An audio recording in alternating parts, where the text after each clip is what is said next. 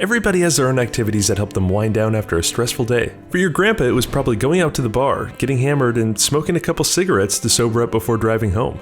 And for your dad, it was probably drinking a beer while mowing the same patch of lawn over and over so that he didn't have to listen to your mom talk about her friend's divorce for the third time. But for me, and many others nowadays, it's staying home and playing video games with your drink of choice if you're into that. Because there's no need to get out of the house or hide from your spouse when paradise is just the click of a button away at Woohoo Island. Wii Sports Resort was the follow-up to one of the best-selling games of all time, Wii Sports. And Wii Sports is undoubtedly a classic. It's probably the literal first video game your grandma ever played and understood. What? What are they selling? It included all-time great minigames like bowling, golf, and boxing. But the more you play it, the more obvious it becomes that the game has room for growth.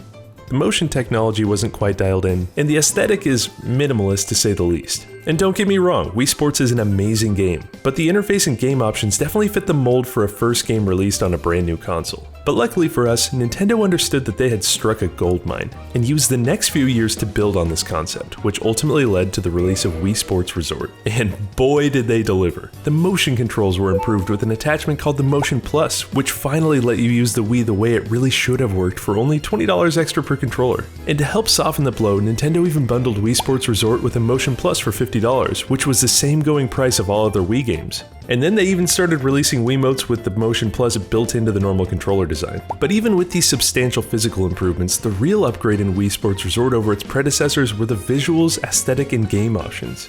Right off the bat after loading the game, you get an intro cutscene where you skydive down onto Woohoo Island, where the game takes place. The mixture of simple graphics, saturated colors, and relaxing theme music combine to make Woohoo Island a virtual paradise that you can spend all day in. Let's just put it this way, if it was a real place, it would be overrun with travel influencers, and Airbnb would have priced out the Woohoo locals years ago.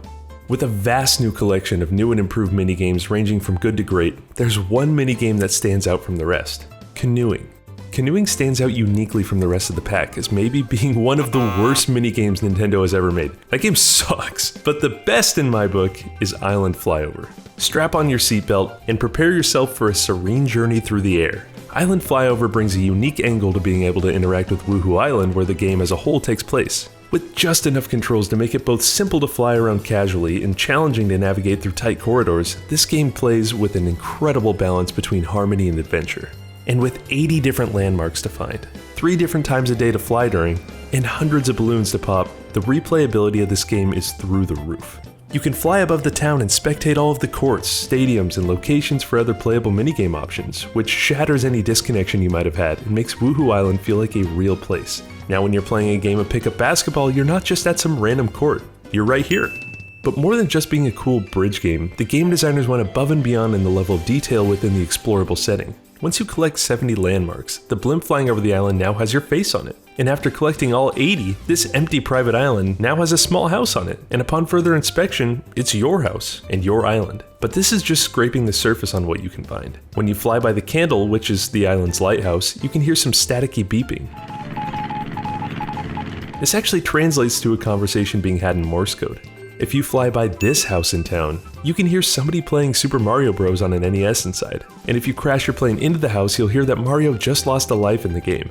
There are numerous other details, both minute and ones that are more obvious, like how if you shoot a flare into the sky, Miguel's guide plane will fire one back no matter where he is. And how there's a fully explorable second sizable island, which at first glance appears to be too far out in the horizon to explore, but is really the home of the resort golf course. It just takes a while to get out there. Let me know in the comments if there are any details, big or small, that I missed. I'm confident there's more I haven't covered. But finally, my favorite detail about this entire game comes from the Cabana Lagoon, which you can find tucked away in this sheltered cove. If you fly in and cut your motor close enough to this cozy Bora Bora-esque hideaway, you'll hear a relaxing acoustic rendition of the Wii Sports Resort theme music, which changes based on the time of day. My favorite is the evening rendition.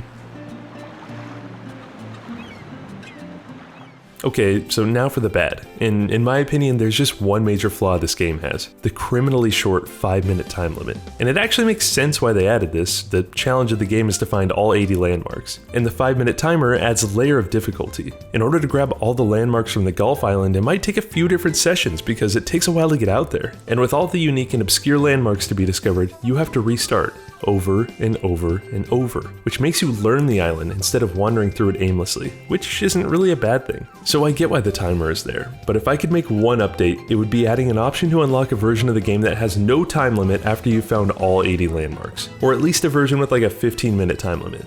But with that being said, all in all, this game rules. But that's just my opinion. Let me know in the comments if you had a Nintendo minigame that captured your attention the way that Island Flyover captured mine.